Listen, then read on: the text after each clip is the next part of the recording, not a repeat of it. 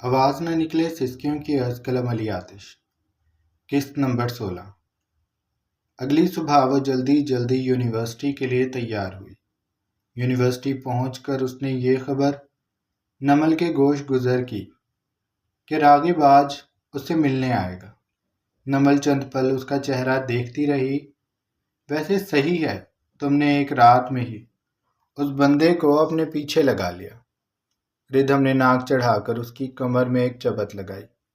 کیسی عامیانہ گفتگو کر رہی ہو تم میرے ساتھ؟ پیچھے لگا لیا؟ میں کوئی بازاری لڑکی ہوں؟ نمل نے اس کی بات پر کانوں کو ہاتھ لگائے۔ توبہ، میں نے تو ویسے ہی کہہ دیا تھا۔ تم تو بازار تک پہنچ گئی، وہ منہ بسور کر بولی تھی۔ وہ دونوں اس وقت اپنے ڈپارٹ سے باہر چھاؤں میں بیٹھی تھی۔ آتے جاتے اسٹوڈنٹ سے بے نیاز وہ دونوں اپنی باتوں میں مگن تھی۔ ردھم کو پھر کچھ یاد آیا تو اس نے نمل کا رخ اپنی جانب کیا۔ ویسے میں یہ سوچ رہی تھی، تم تو اتنی ڈرپوک ہو، رات کو 1 بجے کام سے واپس کیسے آؤ گی؟ نمل نے اس کی بات پر گہرا سانس لیا۔ یہی تو میں سوچ رہی ہوں۔ نوکری تو مل گئی، جگہ بھی دور ہے، آنے جانے کا بڑا مسئلہ ہوگا۔ دن میں تو چلی جاؤں گی لیکن رات میں آنا، میرا تو ابھی سے سوچ سوچ کر دل گھبرا رہا ہے۔ ردھم کو اس کی حالت پر ترس آنے لگا تھا۔ تو تم نہ جاؤ نا، ابھی تھوڑا اور ویٹ کر لو، میں کچھ نہ کچھ کر لوں گی۔ نمل نے اس کی بات پر سرنفی میں ہلایا۔ اس کے دونوں ہاتھوں کو تھام کر وہ بولی، تم پہلے ہی بہت کچھ کر چکے ہو، اب مزید کچھ بھی مت کرو، میں مینیج کر لوں گی۔ کچھ بھی نہیں ہوتا، یہ کراچی ہے، لوگ آدھی آدھی رات کو جاگتے رہتے ہیں۔ میں تو پھر 1 بجے تک لوٹ آؤں گی۔ نمل، اگر میں لڑکا ہوتی نا تو میں تم سے شادی کر لیتی، پھر میں تمہیں اتنا خوش رکھتی کہ تم سوچ بھی نہ سکتی۔ ہر وقت تمہارا دھیان رکھتی، تمہارے پیچھے پیچھے رہتی۔ وہ یہ بات نمل کو اکثر کہا کرتی تھی اور نمل ہنس دیتی تھی، لیکن آج اس کے پاس کہنے کے لیے کچھ اور بھی تھا۔ اگر تم لڑکا ہوتی اور مجھ سے شادی کر لیتی تو راغب چوہان کا کیا ہوتا؟ ردھم نے اس کی بات پر پرسوچ انداز میں سر ہلایا۔ ہاں، یہ تو میں نے سوچا ہی نہیں۔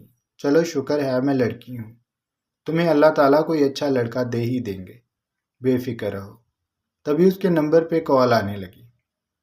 اس نے موبائل سامنے کیا تو کال راغب کی تھی۔ وہ جلدی سے کھڑی ہو گئی۔ تمہارے بھائی آ گئے ہیں، وہ شرمیلی سی مسکراہٹ سے بولی تو نمل نے اسے چھیڑنے کے سے انداز سے کہا، او ہو، یعنی میرے دولہا بھائی آ گئے ہیں، تو میڈم اب آپ جا رہی ہیں؟ ردھم نے سر اس بات میں ہلایا۔ تم بھی دھیان سے گھر چلی جانا اور گھر پہنچ کر مجھے میسج کر دینا۔ نمل نے جوابی سر کو جنبش دی تو ردھم وہاں سے چلی گئی۔ اس کے جانے کے بعد نمل بھی کچھ دیر بعد وہاں سے اٹھ گئی۔ اس کا رخ پارکنگ کی جانب تھا، لیکن جب وہ پارکنگ میں پہنچی تو اس کی دنیا ہی لٹ گئی۔ اس کی اسکوٹی نیچے گری ہوئی تھی اور وہاں ایک گاڑی کھڑی تھی۔ وہ بھاگ کر اپنی اسکوٹی کے پاس گئی، گری ہوئی اسکوٹی کو اٹھایا، اس کو اچھے سے دیکھا۔ اسکوٹی پر اسکریچز آ گئے تھے اور اشارے بھی ٹوٹ گئے تھے۔ پتہ نہیں کون جاہل تھا جس نے اپنی گاڑی کھڑی کرنے کے لیے یہ سب کیا تھا۔ نمل کی بے ساختہ آنکھیں ڈبڈبا گئیں۔ اس کے پاس پہلے ہی پیسے نہیں تھے اور اب اسکوٹی کا یہ حال دیکھ کر وہ رونے لگ گئی۔ اس نے اپنی اسکوٹی کو اٹھایا، پھر اس نے خونخوار نگاہوں سے اس گاڑی کو دیکھا۔ اگر اس کی اسکوٹی کا یہ حال ہوا ہے تو وہ اس گاڑی کو بھی نہیں چھوڑے گی۔ اس نے اطراف میں بھیگی آنکھوں سے دیکھا، کوئی بھی نہیں تھا۔ تبھی اس کی نگاہ وہاں پڑے ایک بڑے سے پتھر پر پڑی۔ اس نے جلدی سے آگے بڑھ کر پتھر کو اٹھایا اور تیزی سے دھڑکتے دل کے ساتھ وہ گاڑی کے قریب ہوئی۔ اس کا نشانہ گاڑی کا پچھلا شیشہ تھا۔ وہ اسے توڑ دینا چاہتی تھی۔ پتھر بھاری اور بڑا تھا، اس لیے اسے اٹھانے میں دقت ہوئی۔ اس نے پتھر اٹھا کر کہا، یا علی مدد، اور پوری قوت سے پتھر کو کانچ کے قریب لے گئی کہ تبھی اس کی جان نکل گئی۔ کسی نے اس کے ہاتھوں سمیت وہ پتھر تھام لیا تھا۔ وہ بڑے بڑے نمل کے دونوں ہاتھوں کے حکم میں موجود تھے اور کوئی بے حد قریب کھڑا تھا۔ اس کا فراق سینہ نمل کی پشت کے ساتھ ٹکرا رہا تھا۔ نمل کو لگا اس کی جان اس کے گھٹنوں سے نکل گئی۔ وہ پلٹنے کی بھی ہمت نہیں رکھتی تھی۔ ان ہاتھوں نے اس کے ہاتھ سے وہ بڑا سا پتھر لے لیا تھا۔ پتھر کو پھینک کر شایان نے نمل کی کوہنی کو پکڑا اور اس کا رخ اپنی جانب کیا۔ شایان کو سامنے کھڑا دیکھ نمل کا دل کیا وہ دھاڑے مار مار کر رونے لگ جائے۔ یہ گاڑی اس کی تھی۔ شایان سے ہوئی پچھلی ملاقات بھی اس کی آنکھوں کے سامنے گھوم گئی۔ اس کا گلا بے اختیار سوکھ گیا۔ وہ شایان کو دیکھ رہی تھی، اس کی آنکھوں میں خوف سمٹ آیا تھا۔ وہ شایان کے چہرے پر کوئی تاثر نہیں تھا۔ سرد نگاہوں سے وہ نمل کو دیکھنے لگا۔ یہ سب کیا تھا؟ وہ دوبارہ سے سینے پہ ہاتھ باندھ کر اس کے سامنے تھانے دار بن کر کھڑا ہو گیا تھا۔ نمل کو ردھم کی بات یاد آئی کہ اسے تھوڑا سا بہادر ہونا چاہیے۔ اب کی بار غلطی اس لڑکے کی ہے تو اسے چاڑ سنانی چاہیے۔ اس نے گہرے گہرے سانس لے کر کوئی ولولہ انگیز ترانہ دل میں گانا شروع کیا۔ اس کا خون تیز تیز گردش کرنے لگا۔ وہ بھاری تنفس کے ساتھ شایان کو کہا، یہ وہی ہے جو آپ نے میری اسکوٹی کے ساتھ کیا ہے۔ آپ نے میری اسکوٹی گرا دی۔ اسے دیکھیں، اس کا حال دیکھیں کیا ہو گیا ہے۔ یونیورسٹی آپ کی جاگیر ہے۔ اگر میری اسکوٹی ادھر کھڑی تھی تو آپ کو کیا ضرورت تھی اسے گرا کر اپنی گاڑی وہاں گھسانے کی؟ آپ کو شرم آنی چاہیے۔ کسی غریب کا نقصان کر دیا آپ نے، میری ہائے لگے گی آپ کو۔ اس کی بات پر شایان کی آنکھوں میں الجھن دکھائی دینے لگی۔ میں نے کیا کیا ہے؟ نمل کا منہ حیرت سے کھل گیا۔ کیا مطلب میں نے کیا کیا ہے؟ پیچھے دیکھیں، یہ میری اسکوٹی ہے۔ وہ مڑی اور اسکوٹی کی طرف اشارہ کیا۔ یہ یہاں، اس نے گاڑی کی طرف اشارہ کرتے ہوئے کہا، یہاں کھڑی تھی۔ پھر آپ نے اس کو پیچھے کرنے کے لیے نیچے پھینک دیا۔ اس کے اشارے ٹوٹ گئے، اسکریچز بھی آ گئے، اور پھر آپ نے اپنی گاڑی ادھر کھڑی کر دی۔ آپ کو شرم آنی چاہیے۔ وہ اسے بار بار شرم دلا رہی تھی، اور شایان سوچ میں پڑ گیا کہ اس نے یہ سب کب کیا، کیونکہ وہ جب آیا تھا تب بھی یہ اسکوٹی ایسے ہی گری ہوئی تھی۔ ضرور اس کے آنے سے پہلے کسی نے یہ کام کیا تھا، پر وہ نہیں جانتا تھا وہ کون ہے جس نے اس کی اسکوٹی گرائی تھی۔ اور اب اسے اسکوٹی کے گرنے کا جواب دینا پڑ رہا تھا۔ دیکھو، تمہیں غلط فہمی ہوئی ہے، میں نے ایسا کچھ نہیں کیا۔ نمل تلخی سے ہنسی۔ آپ تو اب یہی کہیں گے، چور بھی کبھی مانا ہے کہ اس نے چوری کی ہے۔ وہ آج اگر ہمت سے بولنے لگ ہی گئی تھی تو اسے مزہ آ رہا تھا، اس لیے وہ بولے چلے جا رہی تھی۔ شایان یونیورسٹی کسی ضروری کام سے آیا تھا اور اب اسے جانا تھا، اس لیے وہ کسی بھی قسم کی بحث میں نہیں پڑنا چاہتا تھا۔ اس نے نمل کو کوہنی سے پکڑ کر ایسے پیچھے کیا جیسے کوئی دودھ سے مکھی نکالتا ہے، اور جا کر اپنی گاڑی میں بیٹھنے لگا کہ نمل کو اس کی حرکت پر اور غصہ آ گیا۔ اس نے پوری قوت سے اس کی گاڑی کو لات ماری تو گاڑی میں لگا سینسر چلانے لگا۔ شایان نے اسے خونخوار نگاہوں سے دیکھا تھا۔ وہ ایک دم سے پلٹا اور اس نے نمل کو دونوں کوہنیوں سے پکڑ کر ایک جھٹکے سے اپنے قریب کیا، اور اس کی سہمی آنکھوں میں آنکھیں ڈال کر وہ چبا چبا کر بولا، میں نے تمہیں کہا ہے کہ میں نے یہ سب نہیں کیا، تو میرا خیال ہے کہ تم مجھ سے نہ ہی الجھو، اور جہاں تک تمہاری یہ اسکوٹی ٹوٹنے، اس کے اشارے ٹوٹنے اور اس کے اوپر اسکریچز آنے کی بات ہے تو میں تمہیں اس کا خرچہ دے دیتا ہوں، لیکن اس کا یہ مطلب نہیں ہے کہ یہ سب میں نے کیا ہے۔ اس نے کہہ کر نمل کو چھوڑا اور اپنا والیٹ نکال کر اس میں سے چند ہزار کے نوٹ نمل کی طرف بڑھائے۔ انہیں رکھ لو، اس کا علاج کروا لینا۔ وہ طنزیہ اس کی اسکوٹی کی جانب اشارہ کرتا بولا تھا۔ نمل کو اس کا یوں پیسے دینا برا لگا۔ اس نے اس کے ہاتھ کو پیچھے دھکیلا اور کہا، مجھے آپ کے دیے پیسے نہیں چاہیے، اپنے پاس رکھیں اور اپنے دماغ کا علاج کروا لیجیے گا۔ وہ کہہ کر تیزی سے پلٹی، اپنی اسکوٹی پر بیٹھی اور اسے سٹارٹ کر کے وہ پارکنگ سے نکل گئی، اور شایان اسے سرخ آنکھوں سے دیکھتا رہا تھا۔ ہاتھ میں موجود نوٹوں کو اس نے نمل سمجھ کر تروڑ مروڑ دیا تھا۔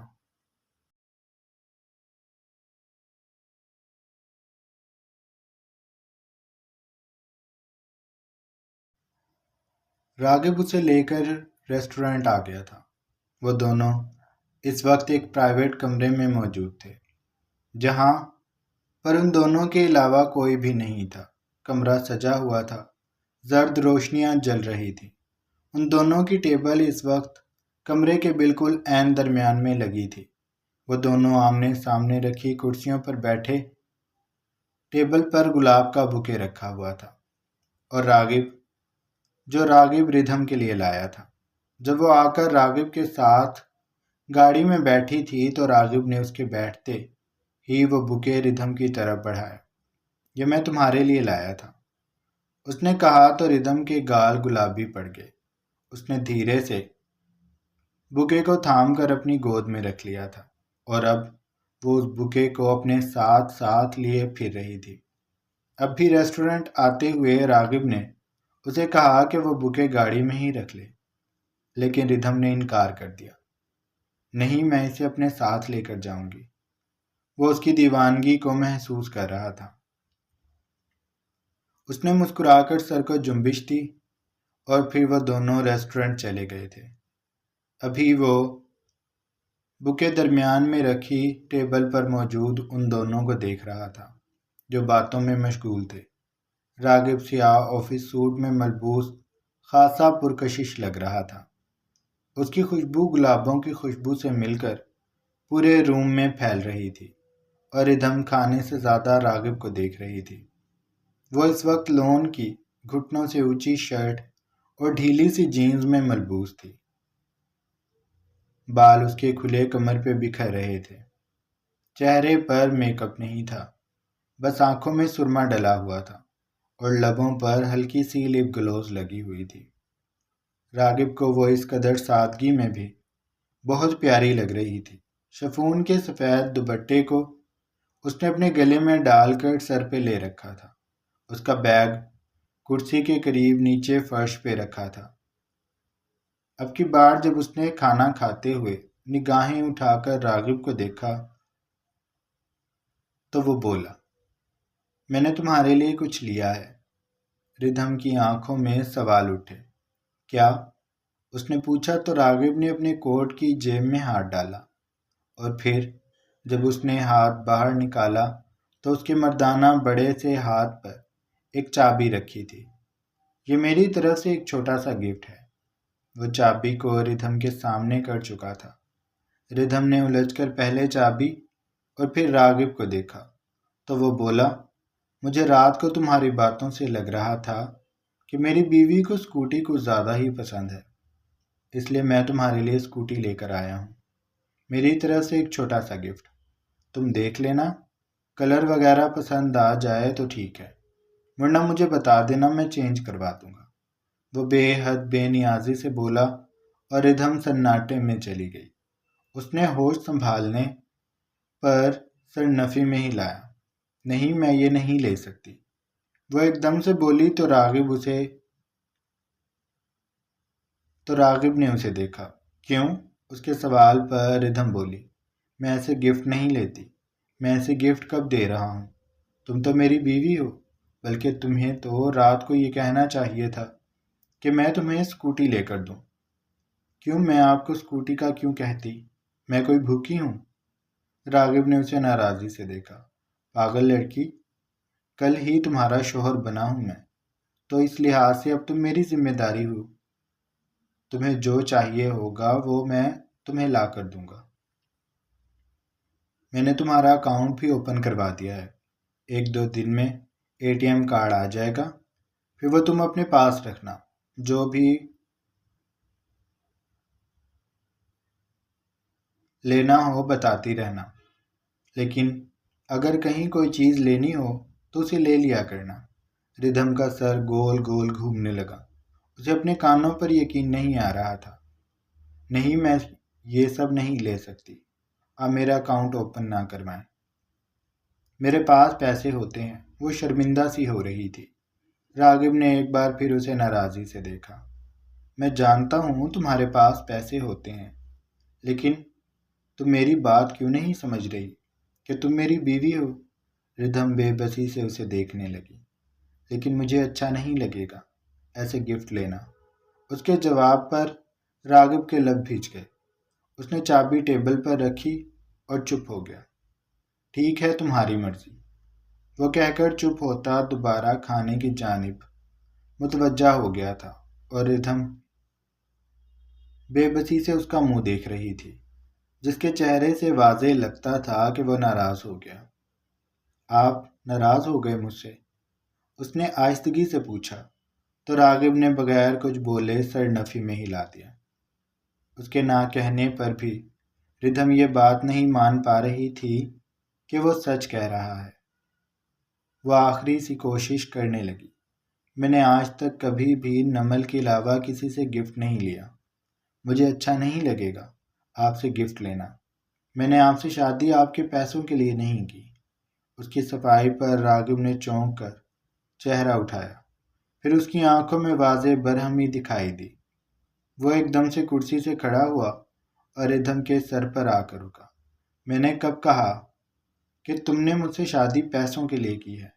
اگر میں تمہارے لیے کوئی گفٹ لے کر آؤں گا تو تم اس لیے اسے نہیں لوگی کیونکہ تمہیں لگتا ہے کہ اگر تم وہ گفٹ لے لو گی تو میں یہ سمجھوں گا کہ تم نے مجھ سے شادی پیسوں کے لیے کی ہے۔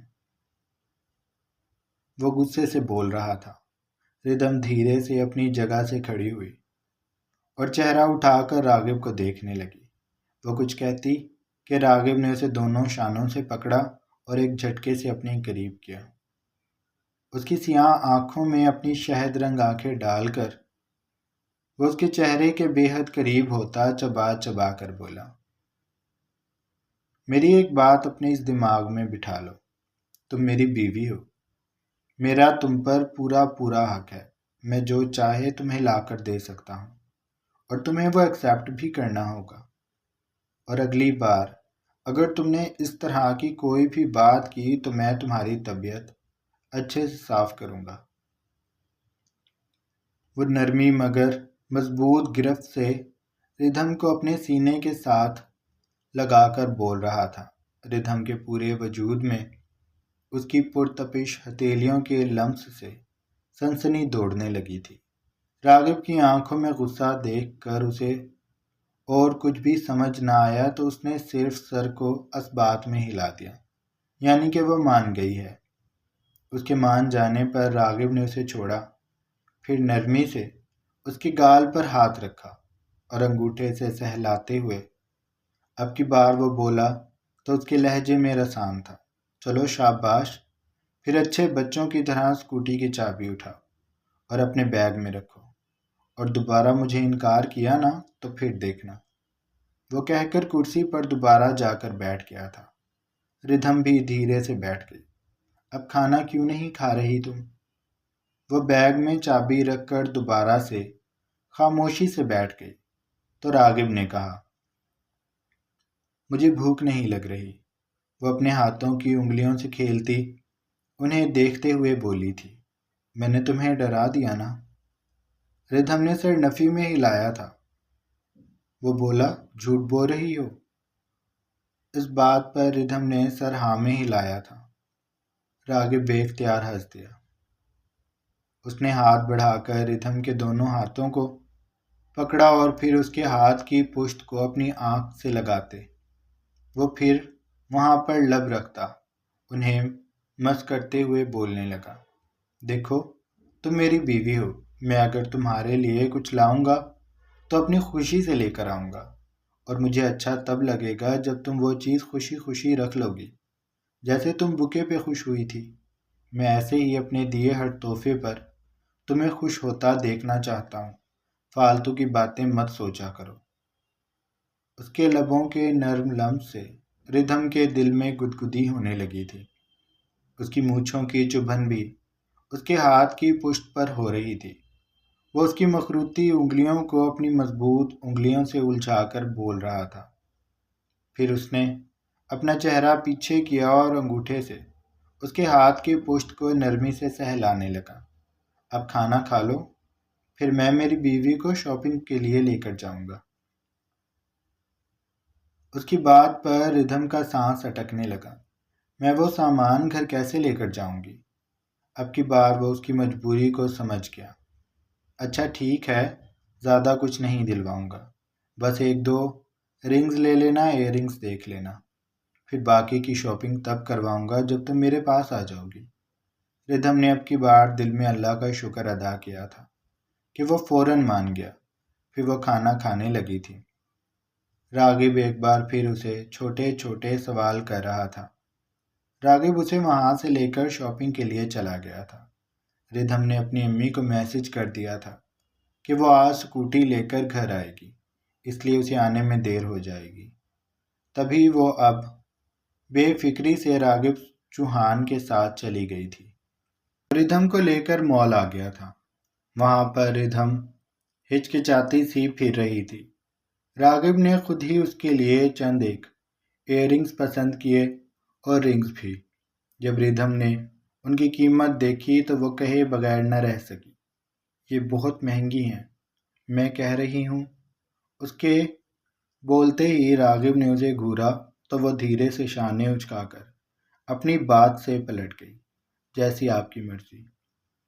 اس کے چہرہ جھکا کر کہنے پر راغب نے بے اختیار اس کا گال کھینچا تھا اور وہ دکان میں اس کی اس بے باکی پہ سرخ پڑ گئی۔ لیکن راغب بے نیاز تھا۔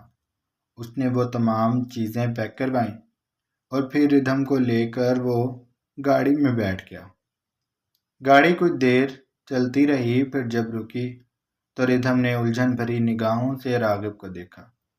یہ جگہ بے حد سنسان تھی، دور دور تک کوئی نہ تھا۔ ہم یہاں کیوں رکے ہیں؟ ردھم نے پوچھا تو راغب نے اپنی شہد رنگ آنکھوں سے گلاسز اتار کر چشمہ ڈیش بورڈ پر رکھا، کیونکہ میرا دل کر رہا ہے کہ میں تم سے 1-2 باتیں اور کروں۔ ردھم کی آنکھوں میں الجھن برقرار تھی۔ تبھی راغب نے بے حد سنجیدگی سے کہا، تم نے مجھے شکریہ نہیں کہا۔ ردھم کو یاد تھا اس نے ہر چیز کے لیے اسے شکریہ کہا تھا، لیکن اب جب وہ بولا تو وہ پھر سے اس کا شکریہ کرنے لگی کہ راغب نے اس کا ہاتھ تھام کر اسے اپنے قریب کیا اور اس کی آنکھوں میں دیکھتے ہوئے بولا، کس می بیڈلی۔ اس کا انداز سرگوشی نما تھا اور ردھم کا اوپر کا سانس اوپر نیچے کا نیچے ہی رہ گیا۔ میں اسے یقین نہ آیا، ہاں تم، اور ابھی، اور وہ بھی بری طرح جیسے میں نے کی تھی۔ اس کی فرمائش پہ ردھم سمٹنے لگی، لیکن راغب اسے موقع نہیں دے رہا تھا کہ وہ سمٹ کر کہیں چھپ سکے۔ وہ اسے ناراضی سے تک رہا تھا۔ ردھم بے بسی سے بولی، آپ کر لیں، مجھ سے نہیں ہوگا، ابھی مجھے اچھا نہیں لگے گا، مجھے عجیب لگ رہا ہے۔ کیوں؟ میں تمہارا شوہر نہیں ہوں؟ ہیں لیکن پر اسے کوئی بہانہ نہیں سوجھ رہا تھا، اس لیے وہ اپنا آپ راغب کو سونپ چکی تھی، اور راغب نے بڑی بے رحمی کا مظاہرہ کرتے اس کے لبوں کو دانتوں سے جکڑتا اسے تڑپا رہا تھا۔ ردھم اس کے عمل پر بری طرح کسمسائی، لیکن وہ نہیں رکا۔ ایک ہاتھ اس کا ردھم کی گردن کی پشت تھامے ہوئے تھا، دوسرے سے وہ اس کے چہرے کو تھام کر اس کی سانسیں بے حال کر رہا تھا۔ ردھم کے اندر راغب کے وجود کی سلگتی آگ اتر رہی تھی۔ اس کا یہ جنون اسے ڈرا بھی رہا تھا، لیکن کسی مرد کے یوں چومنے کا پہلا تجربہ اسے اندر ہی اندر سکون بخش رہا تھا۔ وہ اس کے دور ہونے پہ اس کے سینے پہ گر سی گئی۔ اس نے گہرے گہرے سانس بھرنے شروع کر دیے تھے۔ راغب نے اس کا حال دیکھا تو لاڈ سے اس کے گرد بازو حائل کرتا اس کے ماتھے کو چومنے لگا تھا۔ اتنی سی جسارت پہ تم بے حال ہو جاتی ہو، میں سوچ رہا ہوں میرے ساتھ گزارا مشکل نہیں ہو جائے گا بچے تمہارا۔ وہ اس کے کان کی لو کو لب میں بھرتا سرگوشی میں بولا تھا۔